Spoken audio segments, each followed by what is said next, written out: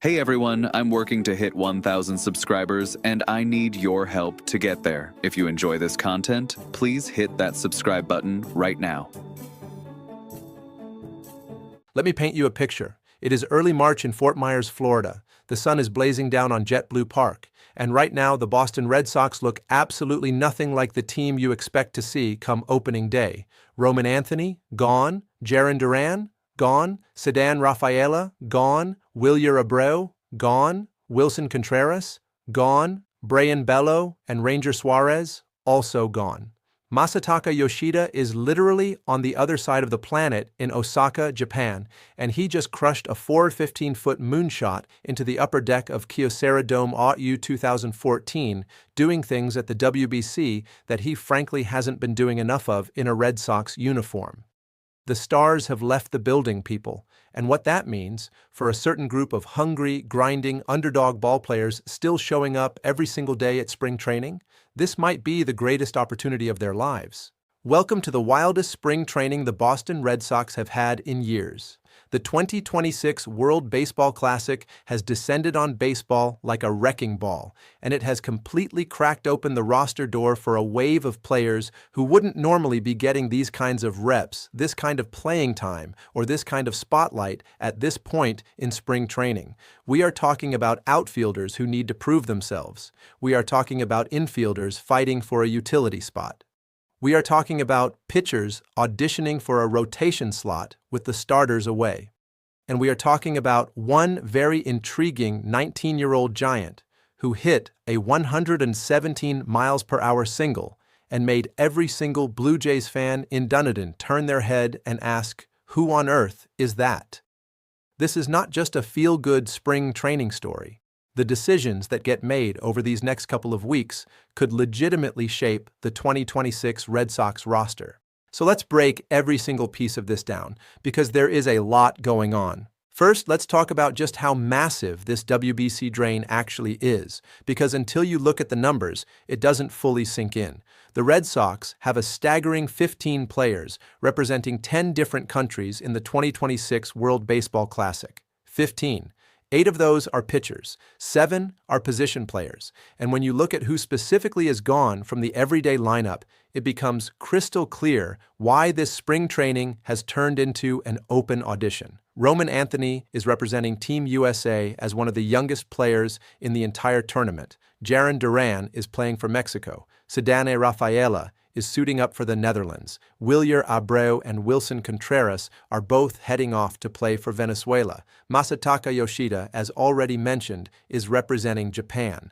That is, essentially, the entire starting outfield and one of the best catchers on the roster, all checked out at the same time. And the WBC runs through March 17th for the top squads, meaning the Red Sox have a meaningful chunk of their spring training games to play without their biggest names. Chaos? Maybe. Opportunity? Absolutely. Now, before we dive into who steps up, let's take a second to appreciate what is happening on the global stage, because it is genuinely electric. Masa Yoshida's moment in Osaka already went absolutely viral. Playing against his old team, the Oryx Buffaloes, in Samurai Japan's exhibition game, Yoshida stepped to the plate with Team Japan trailing and absolutely annihilated a pitch into the right field upper deck at Kyocera Dome for a solo home run. 415 feet, the dome shook, and look, Red Sox fans have been waiting a long time to see that version of Yoshida show up consistently in a Boston uniform. 2014, the guy hit only 29 home runs in his first 3 MLB seasons after signing a 5-year, $90 million deal. But there he was, back on familiar ground, looking every bit like the elite hitter he was in Japan. And you know what? That's actually a big storyline for the Red Sox beyond just the highlight reel. Because if the WBC helps Yoshida get right, get locked in, and rediscover some of that power stroke, that could be significant for a Boston team that is leaning on offense heavily this year. Roman Anthony is also going to get enormous global exposure on Team USA, where, as one of the most exciting young players in baseball, he could genuinely make himself a household name on an international stage before the regular season even begins. The Red Sox have young stars being broadcast all over the world right now. That is nothing but good for this franchise. But back to Fort Myers. Because while the Stars are playing for national pride, thousands of miles away, there is a battle absolutely raging in spring training for roster spots that could define who makes this opening day roster, and it starts in the outfield, where the situation is about as wide open as it gets. With Anthony, Rafaela, Abreu, Duran, Yoshida, and Nate Eaton all away with their national teams, the Red Sox have been forced to run out a completely different outfield every single game, and the players filling those gaps, they are fighting their hearts out. The number one name you have to talk about here is Christian Campbell. We have seen what Campbell can do, Jayu 2014 flashes of legitimate big league potential, Jayu 2014, but his 2025 rookie season was, to put it charitably, a mixed bag. He struggled at the plate and was a defensive liability at second base, which forced the Red Sox to shift him back to the outfield, his natural home. Now, with every single starting outfielder gone to the WBC, Campbell is essentially getting handed the keys to the outfield for these next few weeks. Alex Cora has confirmed that Campbell will be a near-daily presence in the lineup during this stretch, with the Red Sox actively trying to help him get his offensive game going with as many at-bats as they can give him. His spring start has been rocky, Shuyu 2014, just 3 hits in 14 at-bats through the first 6 games, though 2 of those were doubles, and he did get robbed of at least 1 more hit Shuyu 2014, but the real question is whether he can catch fire over the 10 to 12 game window that is now in front of him. Nobody is expecting Campbell to suddenly play himself into a starting outfield role over Roman Anthony or Jarren Duran. That ship has sailed. But here is the thing, HU 2014, the Red Sox lost Rob Refsnyder, and they need someone who can fill that lefty masher bench role, someone who gives you versatility, pop, and the ability to play outfield when needed. If Campbell goes on a tear over the next couple of weeks, he makes it nearly impossible for the Red Sox to leave him off this roster. He could earn himself that exact role. The stage is set, the spotlight is on. What does Christian Campbell do with it? But Campbell is not the only outfield story here, and here is where things get really interesting. Enter Braden Ward. If you haven't been paying close attention to what this guy has been doing at spring training, stop what you are doing and go find the highlights, because Ward has been turning heads in the most electrifying way possible. The Red Sox acquired him from the Colorado Rockies back in November or U2014, a fairly quiet transaction, trading reliever Brennan Bernardino for a 27-year-old outfielder who had never made the majors. But this spring, Ward has been an absolute revelation. He is hitting .389 through 10 games. He has stolen 8 bases, and he has been doing things on the base paths that are making Alex Cora literally compare him to the 2004 Dave Roberts-style impact player. Cora told reporters that Ward's speed is real and said he is the kind of player you need in September and October.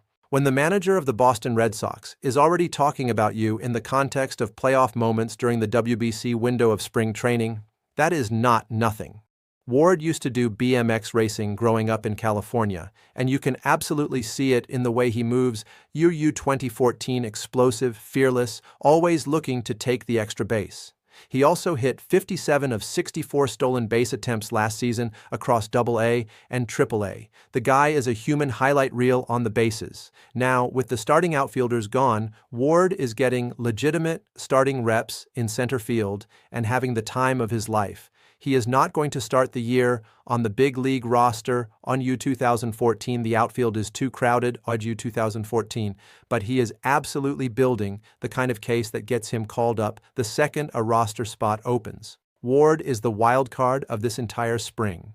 And then, just when you think the outfield story can't get any better, there is 19-year-old Justin Gonzalez. This kid is 6 feet 6 inches tall and weighs 277 pounds. He is not even on the big league spring training roster. He is a farmhand, and yet, during a Grapefruit League game against the Blue Jays, he walked through the TD Ballpark concourse in uniform and literally stopped people in their tracks because nobody knew who this absolute giant was. And then he hit a single at 117.3 miles per hour, 117.3 miles per hour on a single.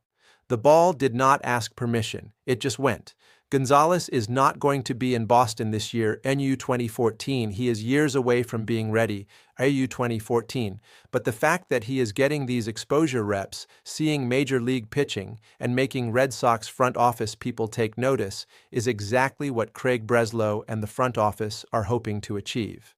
Breslow himself said the WBC is a chance to micro-dose young players by getting them in front of the coaching staff before they ever get called up, so when the moment comes, it is not their first time meeting Alex Cora. That is smart player development, and the WBC is making it possible right now.